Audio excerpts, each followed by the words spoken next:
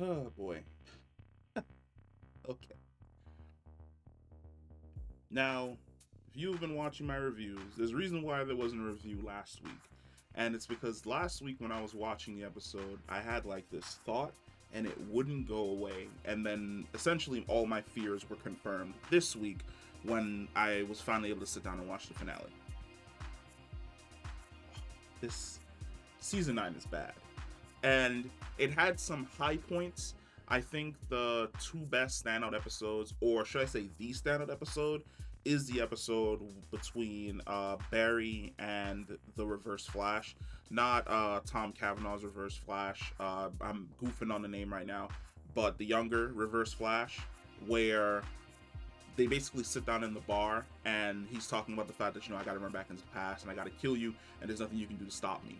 That entire sequence, the fight that ends up happening, the shot of younger season 1 Barry looking behind the door, him running out, saving him, then that final conversation between the both of them before Barry disappears back into the timeline again. Fantastic. That is top tier writing. The rest of this season, no. The finale is rushed. It is mega rushed.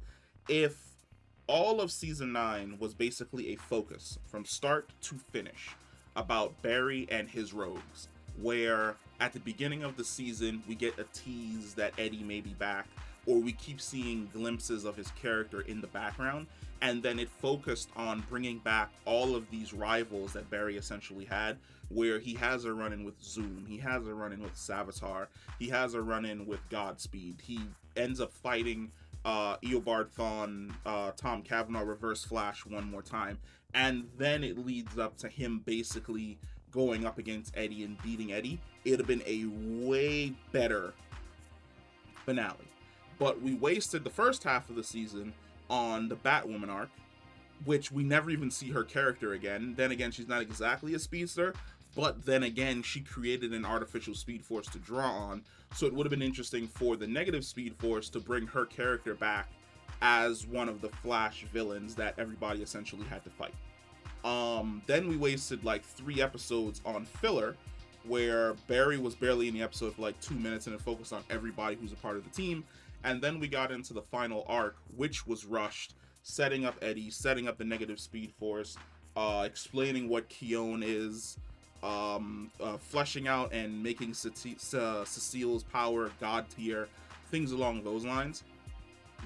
It messes up the entire flow. And that isn't more apparent than how fast Team Flash was able to beat all of these evil speedsters. Now, who got done dirtiest? I would say the person who got done dirtiest was Savitar. And Savitar's defeat doesn't even make any sense. Because what essentially happens is Savitar is racing against XS, which is Nora from the future. And he tries to stab her in the back the same way that he did to Iris. Instead, it was HR back during season 3, I believe. Nora vibrates it, fine. She breaks off the little thing, fine. Then she stabs him in the back, and he just dies. Now, I don't know if you know this, but inside of Savitar is a time remnant of Barry. Stabbing him in the back would have probably disabled the suit, but I don't think the stab in the back should have been enough to just outright kill him or outright incapacitate him and just take him off the board completely. And everybody else falls in some way, shape, or form in a comical way. Like, Godspeed goes up against Cecile. She can fly now, which was she able to fly before? I don't know if she was able to fly before, but she can fly now, and she can do like energy blast. What is Cecile's skill set? Because when she was first introduced, her powers were like telepathic empathy, where she could feel what you felt. And then she kind of got a little bit of power boost, which went into actual mind reading. That was interesting. But now it's like mind reading, energy projection, flight. She's basically Jean Grey. And I can only look at it and say that these random power boosts that she's essentially been receiving are fill-ins for Carlos Valdez not being able to have the free time to come back and be a part of the series finale, where a lot of the things that she was doing, I was like, that's what Vibe would have done. That's what Cisco would have done. That's what Vibe would have done. That's what Cisco would have done. And they were just like, we need someone to fill in for Carlos Valdez's character not being on the show. Give all the power boosts to Cecile, because she takes on Godspeed, which makes no sense. Because the first time you beat Godspeed, it required both Barry and Eobard to team up in order to beat him. She's flying and keeping up with the speedster. Then she's taking out all of his clones, which took Barry, Bart, and Nora to beat the very first time. Beat and capture. And then she completely incapacitates him and beats him with like a mind blast. Problem with that is we saw into his mind in season 7, I want to say it was when Godspeed was a major threat. We saw into his mind in season 7, and his mind is a hellscape. Like, you're not just gonna a mind blast that man in submission. Like, you have to get into his mind and fight him inside his mind. Cecile's just like, nah, shut down. Boop. His mind just shuts down, my man just collapses. He's dead. I feel as though Zoom went out the most interesting, but at the exact same time goofy, because he runs into the tunnel into CCPD, and I was like, this is the best way to take out Zoom, to let the CCPD get their lick back for when he killed all those police officers back in season 2. And they were set up with the anti speedster guns, and I was like, this is that lick back, this is that lick back. Then Keone and Chillmane show up, Mark show up, and Mark doesn't even do anything. He just stands there, and then Keone like blasts him with her god rays, and he gets beaten, he gets knocked out. But before he does that, he does like this weird Looney Tunes spin on the walls. I'm like, what are you doing? And then like it dawned on me, I was like, oh, he's generating lightning? And I was like, but why? Like, sure, running towards the cop is a bad idea because they all have the speedster guns, speedster cannons. But at the exact same time, like, what is all this that you're generating here, my boy? And then he gets taken out, and it's like, okay, fine. But the egregiousness that I thought was going to end did not end, because Eobard Thawne made the right move. He was like, I'm not finna be nobody's puppet. I'm gonna sit on the sidelines and kill all of Team Flash's friends to truly hurt Barry, and then take him out myself. And I was like, of course Eobard Thawne will be the smart one, and is like, I'm not working for you guys are working for me. You guys go out there and cause chaos, and while you guys are out there doing chaos, I'm back here doing some nefarious shit. And he gets Chester. He's blasting him on the ground, and I'm like, Chester's fucking dead. Like, there's no way he's gonna be able to survive this. Like, Eobard's definitely gonna kill him. Team Flash is gonna take an L here. And then Allegra flies in, blasts him one time. One energy blast. Just one single energy blast to Eobard Thawne. Knocks him into the Flash display, and he is KO'd for the rest of the show until all of them are reabsorbed into Cobalt Blue, Eddie Thawne. And I'm like, this could have been so much better. This could have been across the entire season, the whole season, building towards all these different speedsters Barry had to fight because they had power upgrades. But then as he's beating them, he's showing them, like, you know, just how far he's come. Like, he's making an absolute fool of Zoom. He makes an absolute fool of Godspeed. He's toying with Savitar because Savitar is a past version of him. He's not on his level. He hasn't been able to achieve or see any of the things that Barry has been able to do. He goes up against Eobard Thawne thinking Eobard is like the ultimate mastermind behind all these rogues coming back. He beats Eobard, and then the same way that they all disappear into lightning, Eobard disappears into lightning as well. And he's like, what's going on? Who's out here doing all this? And then that's the reveal for Eddie Thawne being the major villain. Nope, none of that. He runs around with Eddie 4-bit. Eddie gets the better of him in a fist fight. How? Like, boy, Barry Allen has been getting trained by everybody. And when I mean by everybody, I mean everybody. He is trained against Supergirl. He's trained against Green Arrow. Oliver showed him a couple moves. Like, Barry Allen in a fist fight would rock you. Without a doubt, he would rock you. Especially since during that one crossover episode, him and Barry basically switched lives. So he had like that mental training that Barry essentially went through in order to become the Green Arrow inside of his head. No way. No way. A guy who was dead 4 episodes ago is gonna beat Barry in a fist fight. Ain't no way. No way in hell. And of course, he doesn't actually beat him. He hits him with a talk no jutsu.